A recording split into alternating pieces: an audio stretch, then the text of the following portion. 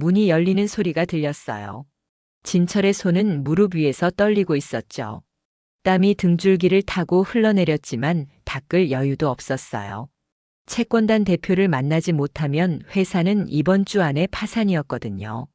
그가 고개를 들어 올렸을 때 시간이 멈췄어요. 집무실 안쪽 가죽 의자에 앉아 있는 사람. 죽은 줄 알았던 그 여자. 아니, 버렸던 그 여자. 5년 전 이혼 서류를 던지고 집을 나갔던 바로 그 사람이 다이아몬드 귀걸이를 하고 턱을 괴고 차갑게 웃고 있었어요. 살려달라며 왔다고 들었는데 영숙의 목소리는 5년 전보다 훨씬 낮고 단단했어요. 그런데 어쩌나 내가 너한테 들었던 말이 자꾸 생각나서 재수없게 암 환자랑 어떻게 사냐고 했던가. 진철의 입술이 파르르 떨렸지만 아무 말도 나오지 않았어요. 그는 지금 누구 앞에 앉아 있는 걸까요? 이 이야기를 듣고 있는 지금 이 순간도 나중엔 작은 기억이 될지 모릅니다. 지금 어디에서 함께 듣고 계신지도 편하게 남겨주셔도 좋겠습니다. 제1부 지옥의 예고편. 진철은 영숙의 얼굴을 멍하니 바라볼 수밖에 없었어요. 5년이라는 시간이 한 사람을 이렇게까지 바꿔놓을 수 있다는 게 믿기지 않았죠. 예전에 영숙은 항상 고개를 약간 숙이고 말했어요. 미안하다는 듯이, 자신이 짐이 된다는 듯이요. 그런데 지금 눈앞에 앉아있는 이 여자는 등을 꼿꼿이 세우고 마치 재판장에 앉은 판사처럼 그를 내려다보고 있었어요. 어떻게? 진철의 목소리가 갈라졌어요. 어떻게 살아있어? 영숙은 천천히 펜을 집어들었어요. 손톱은 선명한 와인색으로 칠해져 있었고 손가락엔 백금 반지가 끼워져 있었죠. 그녀는 서류를 한 장 한 장 넘기며 대답했어요. 궁금해. 내가 이혼 서류 던지고 나간 그날 밤 말이야. 나 응급실 실려갔었어. 항암제 부작용으로 탈수 왔거든. 근데 신기하더라. 링거 꽂고 천장 바라보는데 죽고 싶지 않더라고. 너 때문에 죽긴 억울해서. 진철은 침을 삼켰어요. 목구멍이 바짝 말라 있었죠. 그는 영숙이 정말 죽었다고 생각했어요. 아니, 믿고 싶었다는 게 맞을지도 몰라요. 그래야 유라랑 새 출발을 할 명분이 생기니까요. 영숙아, 나. 그가 말을 이으려 하자 영숙이 손을 들어 막았어요. 이름 부르지 마. 우리 남남이잖아. 법적으로. 영숙은 서류 한 장을 그에게 밀었어요. 채권 인수 계약서야. 내 회사 빚 87억. 내가 다 사들였어. 은행, 사채업자, 협력업체 미지급금까지 전부. 진철의 눈이 커졌어요. 87억. 그 돈을 어떻게 마련했을까요? 5년 전 이혼할 때 그녀에게 준 위자료는 고작 3천만 원이었어요. 아파트 반도 안 주고 쫓아냈죠. 어떻게 그 돈을? 진철이 물으려 하자 영숙이 차갑게 웃었어요. 어떻게든 살았지. 너처럼 사람 버리고 도망가는 인생은 아니었지만 그래도 살만은 했어. 근데 중요한 건 그게 아니야. 영숙은 계약서를 손가락으로 톡톡 두드렸어요. 이 빚 내가 탕감해 줄 수도 있어. 진철의 심장이 쿵 하고 뛰었어요. 탕감? 87억을 그냥 없애준다고요? 조건이 뭔데? 진철은 애써 침착한 척했지만 목소리는 떨리고 있었어요. 영숙은 의자에서 일어나 창가로 걸어갔어요. 37층 집무실 창밖으로 서울 시내가 한눈에 내려다 보였죠. 그녀는 한동안 아무 말 없이 도시를 바라보더니 천천히 돌아섰어요. 일주일만 내 전담 기사해. 아침 8시부터 밤 12시까지. 내가 가자는 곳 어디든 차 몰고 따라다녀. 짐 들어주고 문 열어주고 우산 받쳐주고.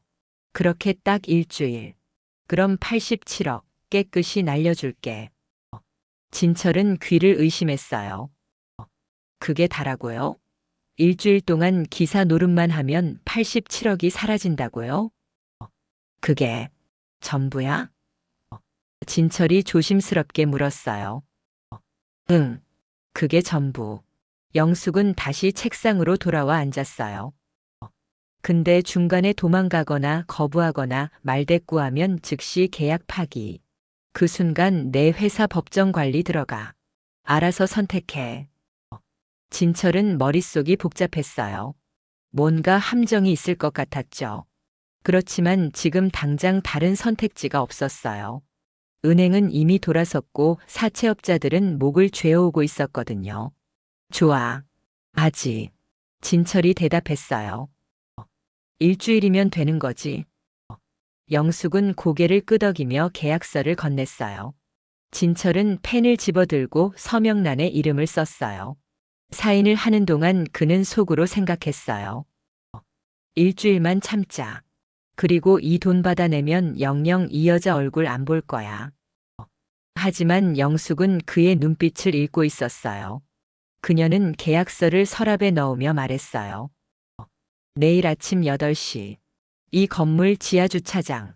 1분이라도 늦으면 계약 파기야. 준비 잘하고 와.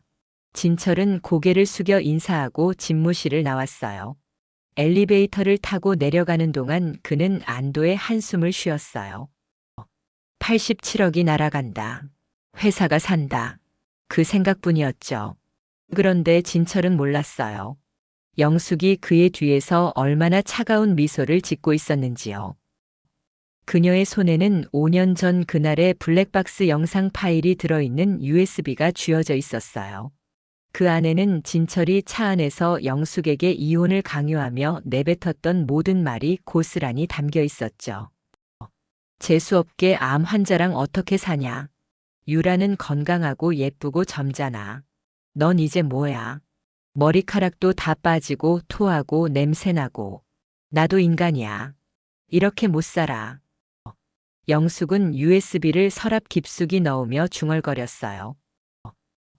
일주일? 아니야. 이제 시작이야, 진철아. 내가 나한테 준 지옥. 이제 내가 천천히 맛볼 차례거든. 다음 날 아침 진철은 정확히 7시 55분에 지하 주차장에 도착했어요. 그는 정장을 차려입고 면도까지 깔끔하게 했죠. 일주일만 참자. 그냥 웃으면서 넘기자. 그는 스스로를 다독이며 영숙의 차를 기다렸어요. 8시 정각 엘리베이터 문이 열리고 영숙이 나타났어요. 그녀는 샤넬 트위드 재킷에 하이힐을 신고 있었고 선글라스를 끼고 있었어요. 진철은 재빨리 다가가 가방을 받아들었어요. 좋은 아침입니다. 진철이 최대한 공손하게 인사했어요. 영숙은 선글라스 너머로 그를 한번 훑어보더니 차 키를 던졌어요. 진철은 황급히 받아주었죠. 첫 목적지 안양중앙병원. 영숙이 말했어요. 아마 기억 못할 거야. 넌 한 번도 안 왔었으니까. 진철은 내비게이션에 주소를 입력했어요. 안양중앙병원. 그곳이 어딘지 왜 가는 건지 그는 몰랐어요. 차가 출발하고 영숙은 뒷좌석에 앉아 창밖을 바라보기 시작했어요. 1시간쯤 달렸을까요? 차는 낡은 병원 건물 앞에 멈췄어요. 영숙은 차에서 내려 천천히 병원 입구를 올려다봤어요. 진철도 따라 내렸죠. 여기가. 진철이 물으려 하자 영숙이 끊었어요. 5년 전 내가 항암 치료받던 곳. 3차까지 여기서 맞았어. 영숙은 병원 입구 계단을 천천히 올라갔어요. 너 여기 딱 한 번 왔었어. 첫 항암 치료 날. 30분 있다가 회사 급한 일 있다며 나가더라. 그게 마지막이었지. 진철은 아무 말도 하지 못했어요. 기억이 가물가물했거든요. 정말 그랬나? 그는 잘 기억나지 않았어요. 영숙은 병원 안으로 들어갔어요. 복도를 지나 3층 종양내과 대기실 앞에 멈춰섰죠. 그곳엔 여전히 환자들이 앉아 링거를 맞고 있었어요. 머리카락이 빠진 사람들, 창백한 얼굴들, 보호자 손을 꼭 잡고 있는 사람들. 나도 저기 앉아 있었어. 매주 수요일 오전 10시. 영숙의 목소리가 조금 떨렸어요. 항암제 맞고 나면 구역질이 올라와서 화장실로 뛰어갔었지. 토하고 울고 또 토하고. 근데 이상하게 제일 무서웠던 건 아픔이 아니었어. 혼자라는 거. 집에 가도 아무도 없다는 거. 진철은 고개를 숙였어요. 변명하고 싶었지만 입이 떨어지지 않았어요. 영숙은 다시 돌아서서 차로 향했어요. 그녀는 뒷좌석에 올라타며 말했어요. 다음 장소. 구로디지털단 지역 3번 출구 앞 순댓국집. 진철은 묵묵히 운전대를 잡았어요. 그의 손은 미세하게 떨리고 있었지만 그는 애써 무시했어요. 그냥 일주일이야. 참자. 그는 속으로 되뇌었어요. 차는 서울로 향했고 영숙은 내내 창밖만 바라봤어요. 그녀의 눈가엔 눈물이 맺혀 있었지만 진철은 백미러로도 그걸 보지 못했어요. 아니, 보려 하지 않았던 걸지도 모르죠. 2부 5년 전 그날의 시간 여행. 차는 구로디지털단 지역에 도착했어요. 영숙은 3번 출구 앞 낡은 순댓국집을 가리켰어요. 간판은 색이 발에 있었고 입구엔 플라스틱 의자 2개가 놓여 있었죠. 여기서 내려. 영숙이 말했어요. 진철은 차를 세우고 문을 열어줬어요. 영숙은 천천히 내려가게 앞에 섰어요. 그녀는 한참 동안 그 간판을 올려다보다가 안으로 들어갔어요. 가게 안은 좁았어요. 테이블이 4-5개 있었고 주방에선 할머니 한 분이 국을 끓이고 계셨죠. 영숙은 구석 자리에 앉았어요. 진철도 어쩔 수 없이 맞은편에 앉았고요. 할머니 순댓국 2이요. 영숙이 주문했어요. 할머니는 고개를 들어 영숙을 봤어요. 그리고 눈을 크게 뜨셨죠. 어머 아가씨. 아가씨 맞죠? 그때 할머니가 손으로 입을 막으셨어요. 세상에 살아계셨네요. 영숙은 빙그레 웃었어요. 네 할머니.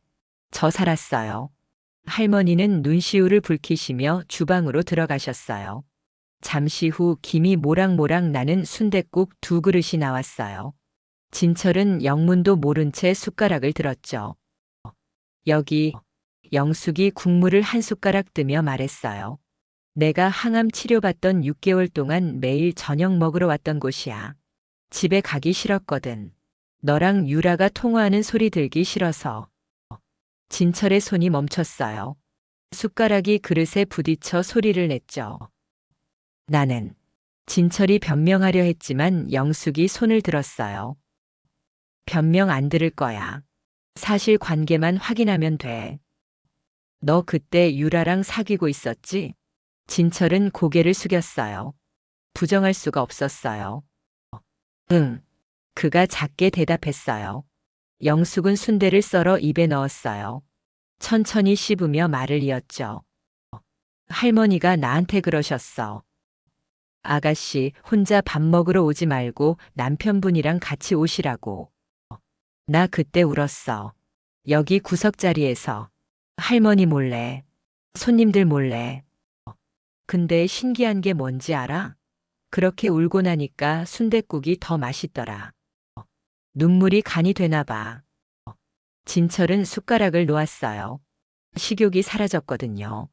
영숙은 끝까지 국을 다 비웠어요. 그리고 계산을 하고 나오면서 할머니께 10,000원을 더 쥐어드렸어요. 할머니, 그때 신세 많이 졌어요. 이거라도 받아주세요. 할머니는 손사래를 치셨지만 영숙은 할머니 손에 돈을 꼭 쥐어드렸어요. 두 사람은 한참을 손을 맞잡고 있었죠. 진철은 그 모습을 멀찍이서 바라볼 수밖에 없었어요. 차에 다시 탄 영숙은 다음 주소를 말했어요. 서울 은평구 녹번동, 진달래 아파트 107동. 진철의 얼굴이 굳어졌어요. 그곳은 5년 전 그와 영숙이 살던 아파트였어요. 이혼 후 그는 그 집을 팔아버렸죠. 유라랑 강남에 새 아파트를 샀고요. 차는 30분쯤 달려 낡은 아파트 단지 앞에 멈췄어요. 재개발 예정 구역이라 주변은 한산했고 단지 안은 을씨년스러웠어요. 영숙은 차에서 내려 107동을 올려다봤어요. 12층. 우리 살던 곳. 영숙이 중얼거렸어요. 기억나? 진철은 대답하지 않았어요. 기억나긴 했지만 입 밖으로 꺼내고 싶지 않았어요. 영숙은 단지 안으로 걸어 들어갔어요. 놀이터 옆 벤치에 앉더니 하늘을 올려다봤어요. 여기 벤치에 앉아서 내 차 기다렸었어. 매일 밤 10시, 11시, 12시. 넌 안 들어왔지. 유란의 집에 있었으니까. 영숙의 목소리가 흔들렸어요.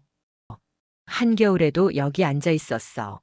추워서 손이 꽁꽁 얼었는데 그래도 기다렸어. 혹시나 내가 오면 밥이라도 차려줘야 하니까. 진철은 벤치 옆에 서 있었어요. 앉을 수가 없었어요. 다리가 떨렸거든요. 영숙아. 진철이 입을 열었어요. 정말 미안해. 그때 내가 미쳤었어. 정신이 없었어. 회사 일도 힘들고 너 병원비도. 병원비? 영숙이 그를 돌아봤어요. 병원비가 아까워서 날 버린 거야? 진철은 입을 다물었어요. 변명이 더 이상 통하지 않았어요. 영숙은 벤치에서 일어났어요. 그녀는 107동 입구 쪽으로 걸어가더니 1층 복도 계단 밑을 가리켰어요. 저기, 저 계단 밑. 내가 이혼 서류 받고 쓰러진 곳이야. 영숙은 그곳으로 다가가 쪼그려 앉았어요. 너 그날 서류 던지고 가버렸잖아.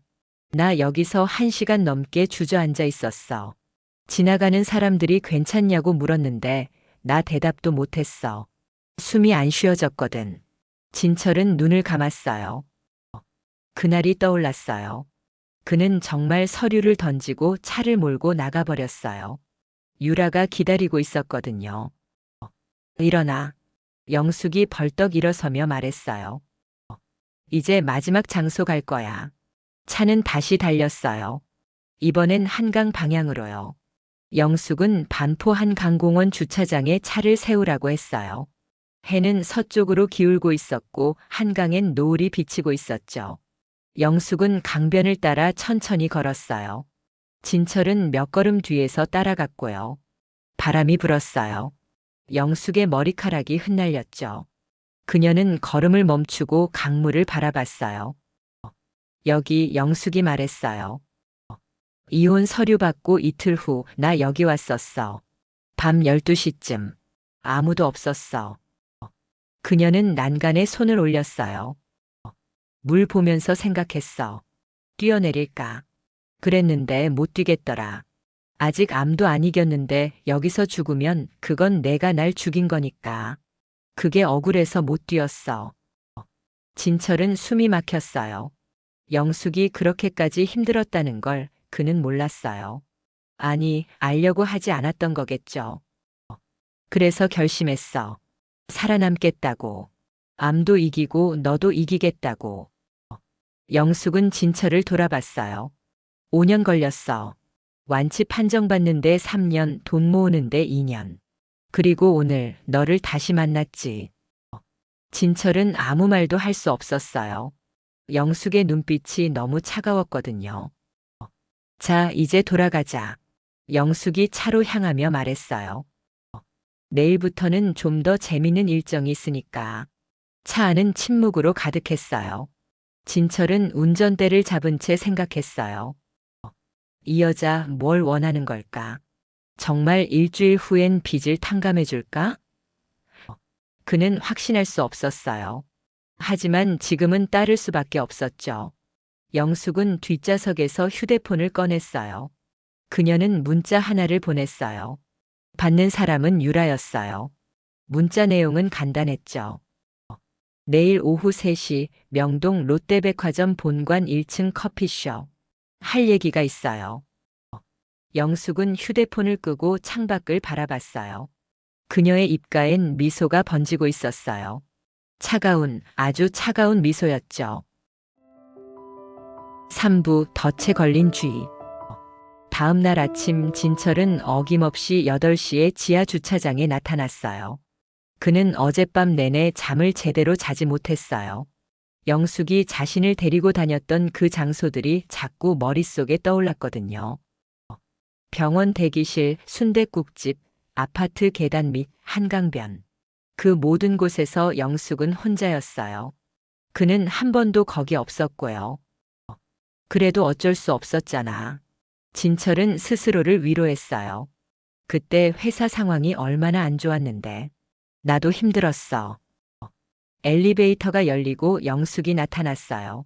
오늘은 베이지색 팬츠 정장에 크림색 블라우스를 입고 있었어요. 목에는 진주 목걸이가 걸려 있었죠. 진철은 가방을 받으며 인사했어요. 좋은 아침입니다. 오늘은 일정이 좀 달라. 영숙이 차에 타며 말했어요. 우선 여의도 IFC 빌딩으로 가자. 거기서 미팅 하나 있어. 차는 여의도로 향했어요. 아침 출근 시간이라 도로는 막혔지만 진철은 묵묵히 운전했어요. 영숙은 뒷좌석에서 노트북을 꺼내 뭔가를 확인하고 있었죠. IFC 빌딩에 도착하자 영숙은 진철에게 말했어요. 너도 같이 올라와. 짐 들어줘야 하니까. 진철은 서류 가방과 노트북을 들고 영숙을 따라 엘리베이터에 올랐어요. 32층에서 내리자 유리문 너머로 청남 인베스트먼트라는 로고가 보였어요. 영숙의 회사였죠. 회의실엔 이미 두 사람이 앉아 있었어요. 중년 남자 한 명과 젊은 여자 한 명. 영숙이 들어서자 두 사람은 일어나 인사했어요. 사모님 오셨습니까? 중년 남자가 고개를 숙였어요. 진철은 사모님이라는 호칭에 움찔했어요. 영숙이 결혼했나? 그런데 손가락엔 반지가 없었어요. 영숙은 자리에 앉으며 설명했어요. 우리 직원들이 날 사모님이라고 불러. 회사 대표니까. 어색하면 대표님이라고 해도 돼. 그녀는 진철을 가리켰어요. 얘는 내 새 운전기사야. 일주일 계약직. 두 직원은 진철을 힐끗 보더니 고개를 끄덕였어요. 진철은 구석에 서서 서류 가방을 내려놓았어요. 회의가 시작됐어요. 주제는 서진 건설 인수 프로젝트였어요. 진철은 그 이름을 듣고 깜짝 놀랐어요. 서진 건설은 자신의 회사였거든요. 현재 서진 건설의 부채는 87억, 중년 남자가 보고했어요. 저희가 전액 인수했고 대표 진철 씨는 현재 저희 조건에 따라 움직이고 있습니다. 영숙은 고개를 끄덕였어요. 좋아. 다음 단계로 넘어가자. 한강 신도시 프로젝트 미끼 던질 준비됐어? 젊은 여자가 서류를 펼쳤어요. 네, 준비 완료했습니다. 총 사업비 300억 규모. 서진 건설이 시공사로 참여하면 최소 50억 이익 예상. 진철 대표가 거부할 수 없는 조건입니다. 진철은 귀가 번쩍 뜨였어요. 300억짜리 프로젝트? 50억 이익. 그건 회사를 완전히 되살릴 수 있는 규모였어요. 영숙은 미소를 지었어요. 좋아. 이번 주 금요일에 진철 대표한테 제안서 넘겨. 단 조건이 있어. 개인 지분 30%를 담보로 잡고 프로젝트 선금으로 20억을 먼저 입금하게 해. 할 수 있겠어? 물론입니다, 사모님. 중년 남자가 대답했어요. 회의가 끝나고 영숙은 회의실을 나왔어요. 진철은 서류 가방을 들고 따라 나왔죠. 엘리베이터 안에서 영숙이 물었어요. 회의 내용 들었지? 진철은 고개를 끄덕였어요. 그게 진짜 프로젝트야? 영숙은 웃었어요. 궁금해?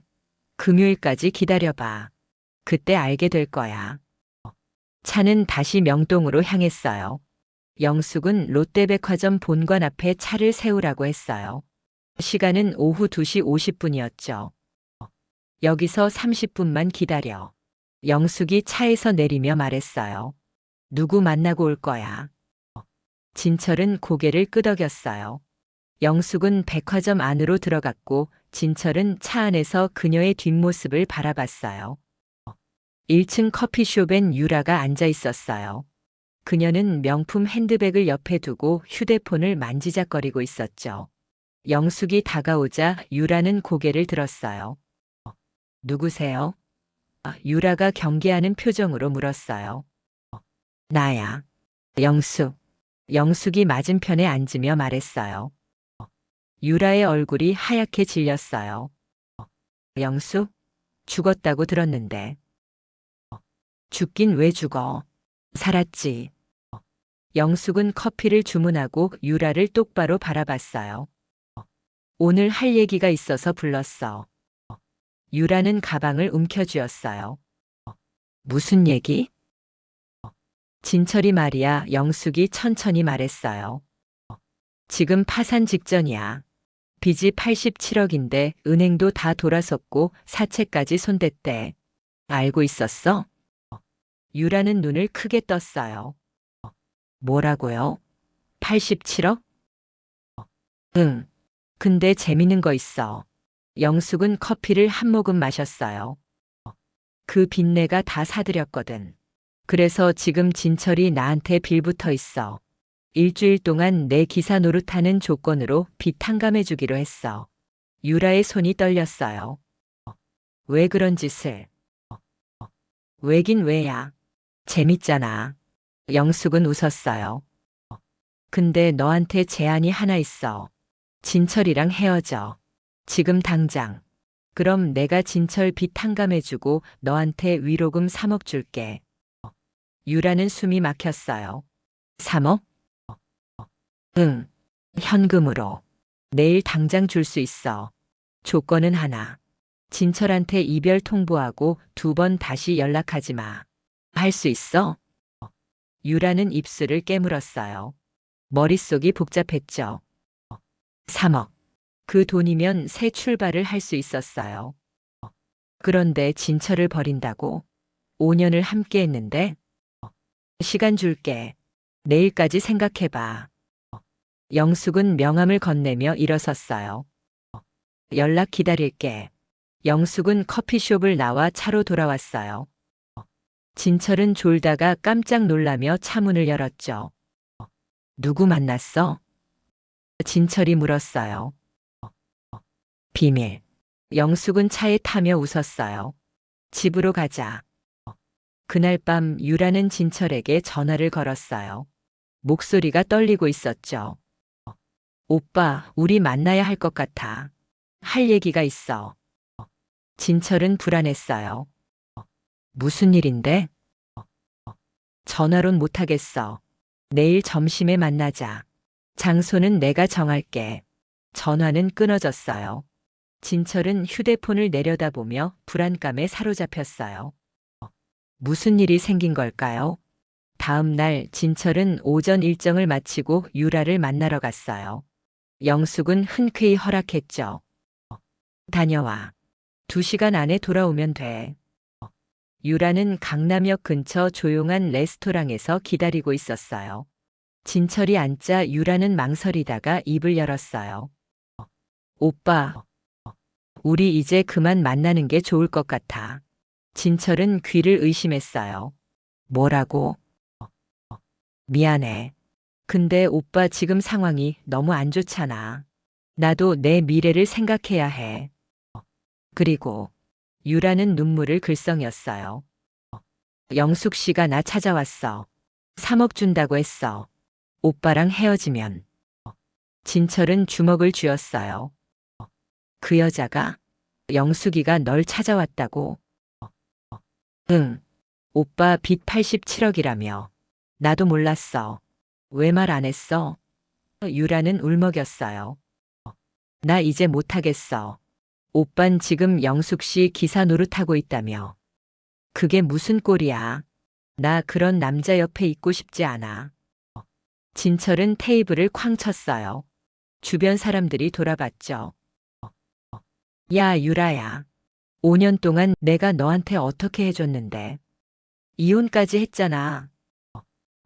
그래. 고마워. 근데 이젠 끝이야. 유라는 가방을 들고 일어섰어요. 미안해, 오빠.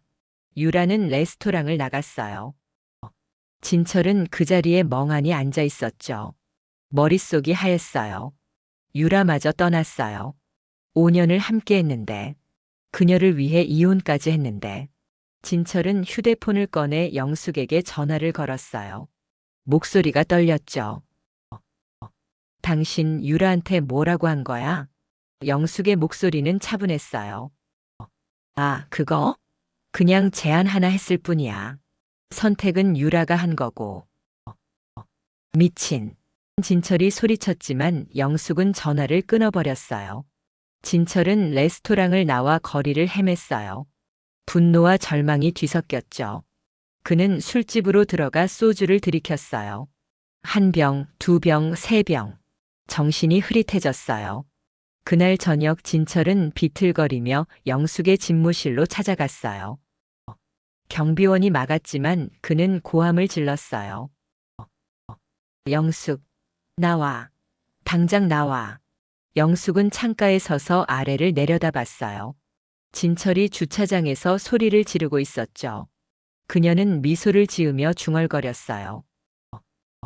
이제 시작인데 벌써 무너지면 안 되지. 좀 더 버텨봐, 진철아. 그녀는 경비에게 전화를 걸었어요. 진철 씨 들여보내줘요. 15층 로비까지만. 진철은 엘리베이터를 타고 15층에 내렸어요. 로비에서 영숙이 기다리고 있었죠. 유라 일로 화났어? 영숙이 물었어요. 당신 왜 이래? 도대체 뭘 원하는 거야? 진철이 소리쳤어요. 영숙은 그에게 다가갔어요. 그녀는 진철의 눈을 똑바로 바라보며 말했어요. 뭘 원하냐고? 간단해. 내가 나한테 준 고통, 똑같이 돌려주는 거. 넌 날 혼자 두고 떠났잖아. 이제 넌 혼자가 된 거야. 공평하지 않아? 진철은 주저앉았어요. 다리에 힘이 풀렸거든요. 영숙은 그를 내려다보며 말했어요. 일주일 계약 기억하지? 아직 사흘 남았어. 내일 아침 8시 지하 주차장. 늦지 마. 영숙은 돌아서서 엘리베이터에 탔어요. 문이 닫히고 진철은 로비 바닥에 주저앉아 머리를 감싸쥐었어요. 그는 이제야 깨달았어요. 영숙이 원하는 건 돈이 아니었어요. 복수였죠. 철저하고 치밀한 복수. 사부 상간녀와 균열. 다음 날 아침 진철은 눈이 퉁퉁 부은 채로 지하 주차장에 나타났어요. 어젯밤 술에 취해 거리를 헤매다가 겨우 모텔에 들어가 잤거든요. 옷은 구겨져 있었고 면도도 하지 못했죠. 영숙은 엘리베이터에서 내려 진철을 보고 눈살을 찌푸렸어요. 꼴이 말이 아니네. 세수라도 하고 올 것이지. 진철은 대꾸하지 않았어요. 그는 차 키를 받아 운전석에 앉았어요. 영숙은 뒷좌석에 올라타며 주소를 말했어요. 강남구 압구정동 현대 아파트 3단지. 진철은 손을 멈췄어요. 그곳은 유라가 사는 아파트였어요. 왜 거기로? 진철이 물으려 했지만 영숙이 끊었어요. 말 많으면 계약 파기야. 조용히 운전만 해. 차는 압구정동으로 향했어요. 30분쯤 달려 현대 아파트 앞에 멈췄죠. 영숙은 차에서 내려 단지 입구를 바라봤어요. 유라 씨 여기 사는 거 맞지? 진철은 고개를 끄덕였어요. 좋아. 그럼 여기서 1시간 기다려. 나 유라 씨 만나고 올게. 영숙은 단지 안으로 들어갔어요. 진철은 차 안에 남아 핸들을 움켜쥐었어요. 영숙이 유라한테 또 무슨 짓을 할까요? 그는 불안했어요. 영숙은 유라의 집 초인종을 눌렀어요. 잠시 후 문이 열리고 유라가 놀란 표정으로 나타났죠. 어떻게 여기를? 유라가 당황하며 물었어요. 들어가도 될까? 영숙이 웃으며 물었어요. 유라는 어쩔 수 없이 문을 열었어요. 영숙은 거실에 들어가 둘러봤어요. 깔끔하게 정돈된 인테리어, 값비싼 가구들, 벽에 걸린 그림들. 모두 진철의 돈으로 산 것들이겠죠. 앉아. 영숙이 소파에 앉으며 말했어요. 오늘은 돈 얘기가 아니야. 유라는 조심스럽게 맞은편에 앉았어요. 그럼 뭔데요? 영숙은 가방에서 서류 봉투를 꺼냈어요. 그 안엔 사진들이 들어 있었죠. 5년 전 진철과 유라가 함께 찍은 사진들. 호텔에서, 레스토랑에서, 여행지에서. 영숙이 아직 진철과 결혼한 상태일 때 찍은 사진들이었어요. 영숙이 사진을 테이블 위에 펼치며 말했어요. 내가 진철이랑 바람났을 때 찍은 거지. 이 날짜 보면 내가 항암 치료받던 시기야. 기억나? 유라의 얼굴이 창백해졌어요. 그건 어떻게? 탐정 고용했어. 5년 전에. 영숙은 사진을 한 장씩 넘기며 말했어요. 그때는 이 사진들 보고 너무 아파서 못 쓰겠더라. 근데 지금은 달라. 이걸 SNS에 올리면 어떻게 될까? 내 직장, 내 친구들, 내 가족들한테 다 알려지면? 유라는 벌떡 일어났어요. 그건 안 돼요. 제발. 영숙은 차분하게 말했어요. 안 그럴 수도 있어. 조건만 들어주면. 무슨 조건이요? 유라의 목소리가 떨렸어요. 간단해. 진철한테 전화해. 지금 당장. 그리고 이렇게 말해. 나 다른 남자 생겼어. 오빠보다 돈 많고 잘생긴 남자. 그러니까 이제 연락하지 마. 이렇게만 하면 이 사진들 다 없애줄게. 유라는 눈물을 글썽였어요. 그건 너무 잔인한 거 아니에요? 잔인해? 영숙이 웃었어요. 5년 전 너희가 나한테 한 짓보다 잔인할까? 암 환자 버리고 바람 피운 게 잔인한 거 아니고. 유라는 입술을 깨물었어요. 선택의 여지가 없었어요. 그녀는 휴대폰을 꺼내 진철에게 전화를 걸었어요. 스피커폰을 켰죠. 영숙이 듣고 있으니까요. 여보세요? 진철의 목소리가 들렸어요. 오빠. 유라의 목소리가 떨렸어요. 나 할 말이 있어. 뭔데? 진철이 물었어요. 유라는 영숙을 쳐다봤어요. 영숙은 고개를 끄덕였죠. 유라는 눈을 감고 말했어요. 나 다른 남자 생겼어. 오빠보다 훨씬 나은 사람. 그러니까 이제 연락하지 마. 우리 끝이야. 진철의 침묵이 흘렀어요. 그리고 그의 목소리가 깨져나왔죠. 유라야, 무슨 소리야. 어제 만났을 때도 그런 얘기 없었잖아. 어제는 어제고 오늘은 오늘이야. 그냥 잊어줘, 오빠. 유라는 전화를 끊어버렸어요. 휴대폰이 바닥에 떨어졌어요. 유라는 무릎을 꿇고 울음을 터뜨렸죠. 영숙은 사진들을 다시 봉투에 넣으며 일어섰어요. 수고했어.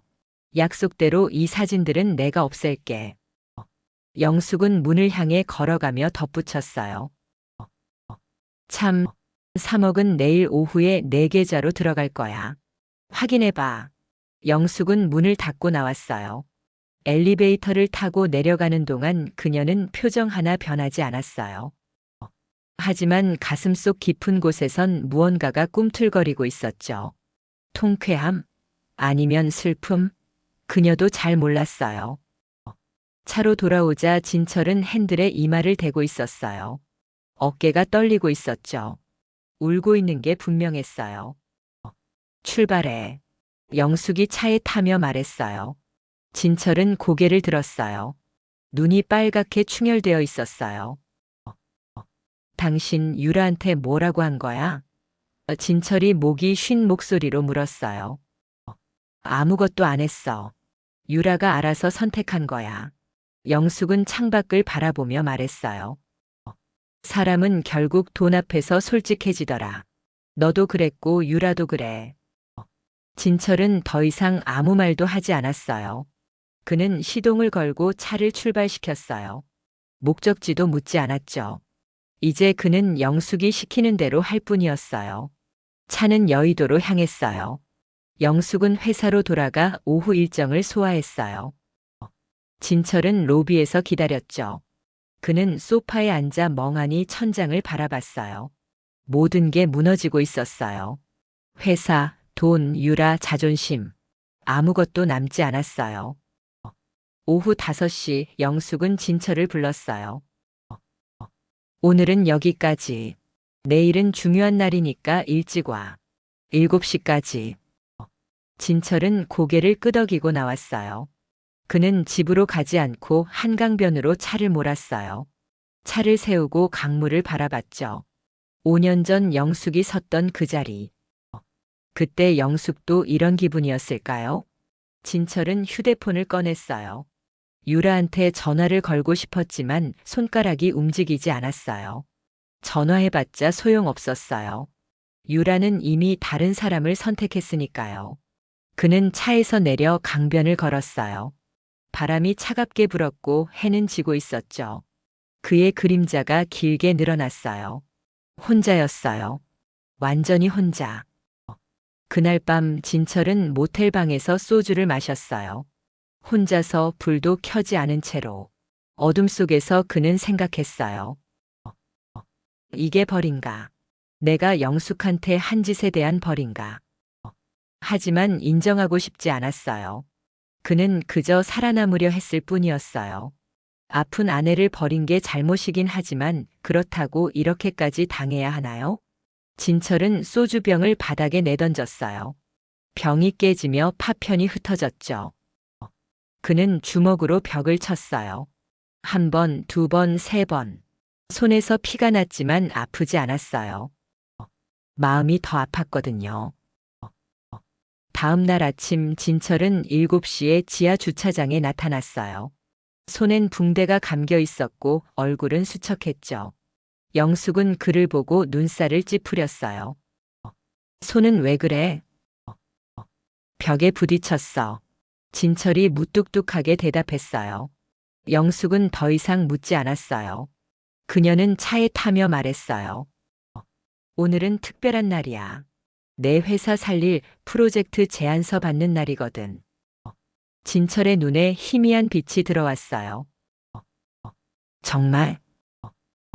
응. 우리 회사로 가자. 계약서 준비되어 있어. 차는 여의도로 향했어요. 진철은 운전하면서 생각했어요. 이게 마지막 기회야. 이 프로젝트만 잡으면 회사를 살릴 수 있어. 그리고 영숙한테서 벗어날 수 있어. 하지만 그는 몰랐어요. 영숙이 준비한 건 프로젝트가 아니라 덫이었다는 걸. 그리고 그 덫은 이미 활짝 열려 있었다는 걸요. 오부 무너지는 모래성. 회의실에 들어서자 테이블 위엔 두꺼운 서류 묶음이 놓여 있었어요. 한강 신도시 프로젝트 제안서라는 제목이 선명하게 적혀 있었죠. 진철의 심장이 빠르게 뛰기 시작했어요. 영숙은 자리에 앉으며 서류를 밀었어요. 읽어봐. 총 사업비 300억, 시공사로 참여하면 50억 이익 예상. 내 회사 살리기엔 충분하지. 진철은 서류를 집어들고 한 장 한 장 넘겼어요. 사업계획 예산안 일정표. 모든 게 완벽해 보였어요. 이건 기회였어요. 아니, 기적이었죠. 조건이 뭐야? 진철이 조심스럽게 물었어요. 영숙은 두 번째 서류를 건넸어요. 내 개인 지분 30%를 담보로 제공해. 그리고 프로젝트 선금으로 20억을 입금해. 그럼 우리가 프로젝트 전체를 맡길게.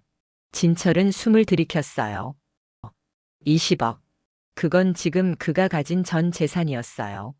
숨겨둔 비자금, 개인명의 부동산을 다 팔아야 겨우 모을 수 있는 금액이었죠. 20억은 너무 큰데. 진철이 망설였어요. 큰 거 알아. 근데 300억짜리 프로젝트야. 선금 정도는 내야지. 영숙은 펜을 그에게 건넸어요.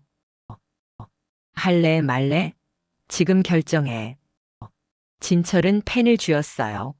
손이 떨렸죠. 이게 맞는 선택일까요? 하지만 다른 길이 없었어요. 회사는 이미 벼랑 끝이었고 이 프로젝트가 아니면 파산이었어요. 하겠어. 진철이 서명란에 이름을 썼어요. 영숙은 서류를 받아들며 미소를 지었어요. 좋아. 입금 기한은 이번 주 금요일까지야. 늦으면 계약 자동 파기. 진철은 고개를 끄덕였어요.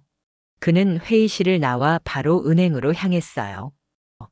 부동산을 금매로 내놓고 비자금 통장을 해지했죠. 이틀 동안 잠도 제대로 못 자고 돈을 긁어 모았어요. 금요일 아침 진철은 20억을 영숙의 회사 계좌로 송금했어요. 송금 완료 메시지를 보는 순간 그는 안도의 한숨을 쉬었어요. 이제 됐어. 회사가 산다. 하지만 그날 오후 진철의 휴대폰에 문자가 왔어요. 법원에서 온 문자였죠. 귀하의 서진 건설 주식 30% 및 예금 20억 원에 대한 가압류 집행이 완료되었습니다. 진철은 휴대폰을 떨어뜨렸어요. 가압류? 누가? 왜? 그는 황급히 영숙에게 전화를 걸었어요. 이게 무슨 짓이야? 가압류가 왜 들어와? 영숙의 목소리는 차분했어요. 아, 그거? 계약서 끝까지 안 읽었구나. 3페이지 보면 나와 있어. 프로젝트 진행 전 채권 확보를 위해 담보 자산에 대한 가압류 집행 가능이라고. 내가 서명했잖아. 진철은 다리에 힘이 풀렸어요. 그는 바닥에 주저앉았죠. 그럼 프로젝트는? 프로젝트? 영숙이 웃었어요. 그런 거 없어. 한강 신도시 프로젝트는 처음부터 가짜였어. 너 낚으려고 만든 서류 뭉치지. 진철의 머릿속이 하얘졌어요. 가짜? 300억짜리 프로젝트가 가짜라고. 왜 이래? 진철의 목소리가 떨렸어요. 왜긴 왜야? 복수하는 거지. 영숙의 목소리가 차갑게 식었어요. 5년 전 내가 나한테 한 것처럼 나도 너한테 하는 거야. 모든 걸 빼앗는 거. 돈도 사람도 희망도. 전화는 끊어졌어요. 진철은 휴대폰을 쥔 채 그대로 쓰러졌어요. 정신이 아득해졌죠. 다음 날 진철은 영숙의 회사로 쳐들어갔어요. 경비가 막았지만 그는 고함을 질렀어요. 영숙, 당장 나와. 37층 집무실에서 영숙은 창밖을 내려다보고 있었어요. 진철이 로비에서 난동을 부리는 게 보였죠. 그녀는 직원에게 말했어요.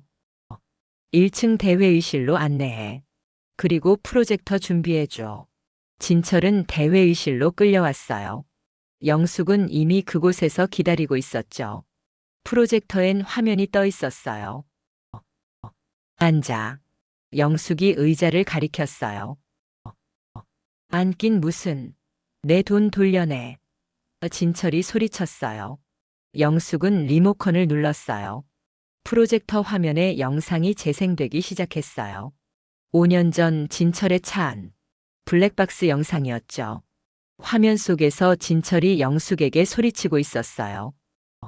재수없게 암 환자랑 어떻게 사냐. 유라는 건강하고 예쁘고 젊잖아.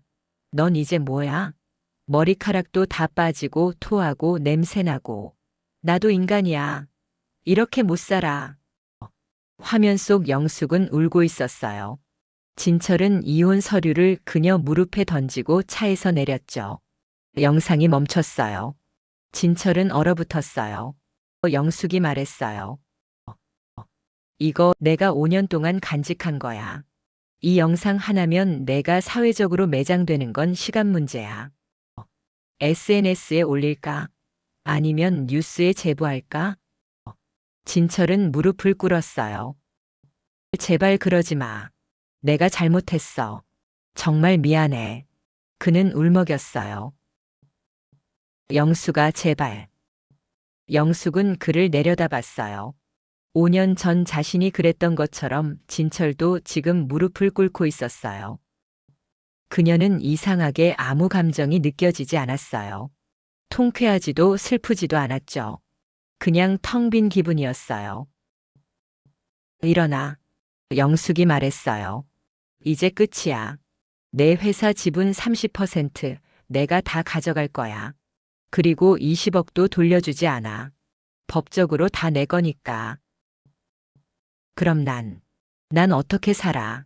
진철이 울부짖었어요. 몰라. 내가 알아서 해.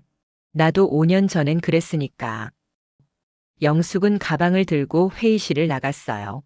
진철은 그 자리에 주저앉아 머리를 감싸쥐었어요. 모든 게 끝났어요. 회사, 돈, 명예, 사랑. 아무것도 남지 않았어요. 영숙은 엘리베이터를 타고 올라가며 눈을 감았어요.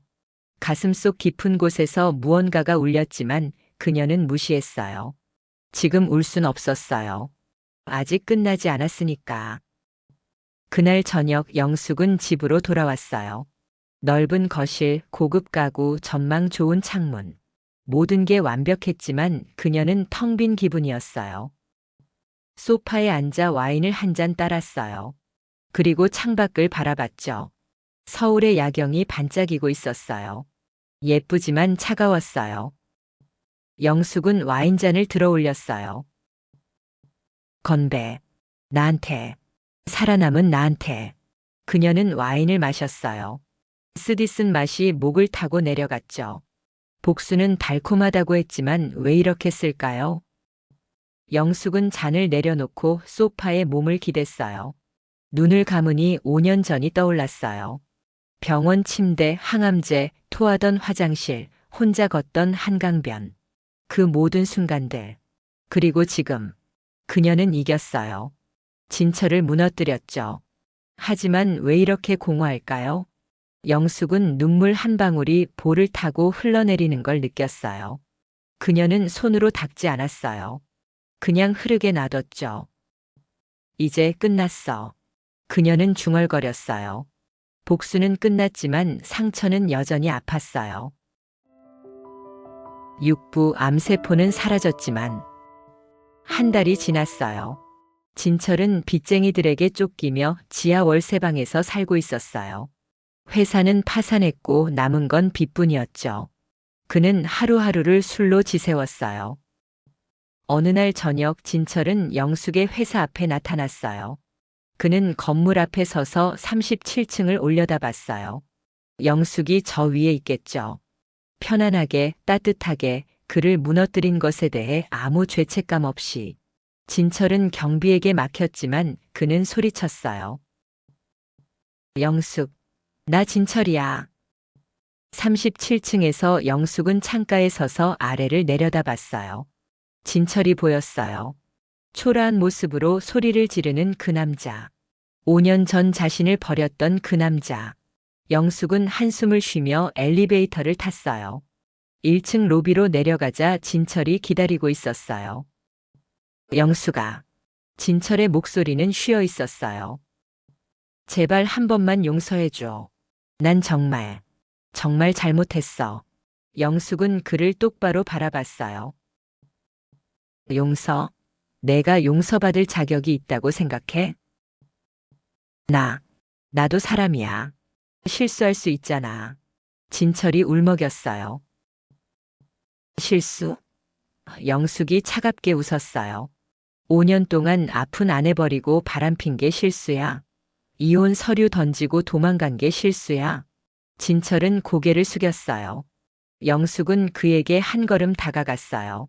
너 나한테 말했잖아. 재수없게 암 환자랑 어떻게 사냐고. 그 말 기억나? 진철은 대답하지 못했어요.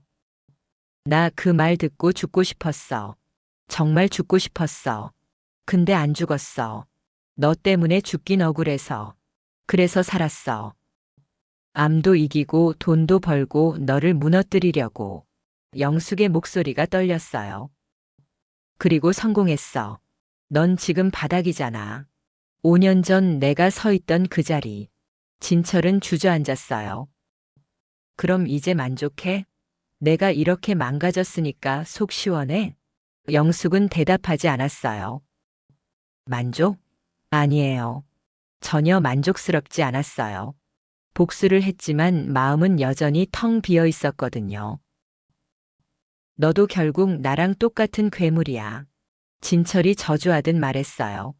복수에 미쳐서 사람 망가뜨리는 괴물. 영숙은 그를 내려다봤어요. 그리고 천천히 말했어요. 아니, 난 괴물이 아니야. 난 완치된 거야. 암세포는 5년 전에 사라졌지만 진짜 완치는 오늘이야. 너라는 암세포까지 도려냈으니까. 영숙은 돌아서서 걸어갔어요. 진철의 목소리가 뒤에서 들렸지만 그녀는 돌아보지 않았어요. 엘리베이터를 타고 올라가는 동안 영숙은 눈물을 흘렸어요. 조용히 소리 없이. 복수는 끝났지만 왜 이렇게 슬플까요? 37층 집무실로 돌아온 영숙은 창가에 섰어요. 서울의 야경이 펼쳐져 있었죠. 그녀는 가방에서 서류 하나를 꺼냈어요. 5년 전 병원에서 받았던 완치 판정서였어요. 환자 이영숙 3기 유방암 완치 판정. 영숙은 서류를 바라보며 중얼거렸어요. 완치. 나 진짜 완치된 거 맞아? 그녀는 서류를 서랍에 넣고 가방을 챙겼어요. 퇴근 시간이었죠. 그날 밤 영숙은 한강변으로 차를 몰았어요. 5년 전 자신이 서 있던 그 자리. 그녀는 차에서 내려 강물을 바라봤어요. 그때 여기서 죽지 않길 잘했어. 영숙은 혼잣말을 했어요. 살아남았으니까. 복수도 했으니까. 이제 뭐 하지? 바람이 불었어요. 차가운 바람이었지만 영숙은 움츠러들지 않았어요. 그녀는 강물을 바라보며 생각했어요. 복수는 끝났어요. 이제 무엇을 하며 살아야 할까요? 영숙은 휴대폰을 꺼냈어요. 그리고 오래된 연락처를 찾았어요. 병원 시절 함께 항암 치료를 받았던 친구 정아 씨였어요. 여보세요? 정아 씨? 영숙이 전화를 걸었어요. 영숙아, 오랜만이다. 어떻게 지내? 정아의 밝은 목소리가 들렸어요. 나 잘 지내. 근데 정아 씨 요즘도 병원 봉사활동 하시죠? 응, 매주 토요일마다 가. 암 환자분들 상담해주고 같이 얘기 나누고. 왜? 나도 같이 가도 될까요? 정아는 잠시 놀란 듯 했지만 곧 대답했어요. 당연하지. 와줘. 내가 오면 환자분들한테 큰 힘이 될 거야. 넌 살아남았잖아. 그 자체로 희망이야. 전화를 끊고 영숙은 하늘을 올려다봤어요. 별이 보였어요. 아주 작지만 반짝이고 있었죠. 그래. 이제 시작이야. 진짜 시작. 영숙은 차에 올라탔어요. 그녀는 백미러로 자신을 바라봤어요. 눈가엔 주름이 있었지만 눈빛은 살아있었어요. 차는 집으로 향했어요. 창밖으로 도시의 불빛이 스쳐 지나갔죠. 영숙은 운전대를 잡으며 중얼거렸어요. 암세포도 사라졌고 너도 사라졌어. 이제 나만 남았어. 그리고 앞으로 나아갈 시간만. 그녀는 엑셀을 밟았어요. 차는 속도를 냈고 영숙은 미소를 지었어요. 처음으로 진심으로 웃고 있었어요. 에필로그 진정한 완치. 토요일 아침 영숙은 병원 봉사활동에 나갔어요. 종양내과 대기실엔 환자들이 앉아 있었죠. 머리카락이 빠진 사람들, 창백한 얼굴들, 불안한 눈빛들. 5년 전 자신의 모습이었어요. 영숙은 한 젊은 여성 옆에 앉았어요. 그녀는 고개를 숙이고 울고 있었어요. 괜찮으세요? 영숙이 조용히 물었어요. 여성은 고개를 들었어요. 저 3기예요. 의사가 치료 힘들 수도 있대요. 영숙은 그녀의 손을 잡았어요. 저도 3기였어요. 5년 전에. 여성은 눈을 크게 떴어요. 그럼 지금은요? 완치됐어요. 지금 건강하게 잘 살고 있어요. 영숙이 미소를 지으며 말했어요. 여성의 눈에서 눈물이 흘러내렸어요. 하지만 이번엔 희망의 눈물이었어요. 봉사활동을 마치고 나오는 길에 영숙은 병원 복도를 천천히 걸었어요. 5년 전 자신이 걸었던 그 복도. 그때는 너무 길고 어두웠는데 지금은 밝아 보였어요. 영숙은 병원을 나와 한강변으로 차를 몰았어요. 5년 전 자신이 서 있던 그 자리에 차를 세웠죠. 그녀는 정장 재킷을 벗어 조수석에 던지고 트렁크에서 운동화를 꺼내 신었어요. 그리고 강변을 따라 달리기 시작했어요. 한 걸음, 두 걸음. 숨이 차올랐지만 멈추지 않았어요. 바람이 얼굴을 스쳤고 햇살이 눈부셨죠. 영숙은 달리면서 생각했어요. 의사는 암세포가 사라졌을 때 완치라고 했어. 하지만 내 진짜 완치는 오늘이야. 나를 버린 사람이 나 없이 무너지는 걸 지켜본 오늘. 그리고 그 복수를 끝내고 새로운 시작을 선택한 오늘. 그녀는 달렸어요. 더 빠르게, 더 힘차게. 석양을 향해, 미래를 향해. 강변 벤치에 앉아있던 한 노인이 영숙을 바라보며 중얼거렸어요. 참 씩씩하게도 달리네. 영숙의 주머니에서 종이 한 장이 바람에 날아갔어요. 5년 전 받았던 완치 판정서였죠. 그 종이는 바람을 타고 하늘로 올라갔어요. 한강 위를 떠돌다가 어디론가 사라졌어요. 영숙은 그걸 보며 멈춰 섰어요. 그리고 손을 흔들며 작별 인사를 했죠. 잘 가, 과거야. 이제 안녕. 그녀는 다시 달리기 시작했어요. 석양이 그녀의 뒷모습을 비추고 있었어요. 길고 긴 그림자가 강물 위에 드리워졌죠. 영숙은 웃고 있었어요. 진심으로 행복하게. 이제야 숨이 쉬어졌거든요. 이제야 자유로웠어요. 그녀는 달렸어요. 끝없이 힘차게. 새로운 시작을 향해. 이 이야기가 작은 위로가 되었다면 앞으로도 함께 해주시면 좋겠습니다. 마음사랑 다락방 구독과 좋아요로 응원해주세요. 감사합니다.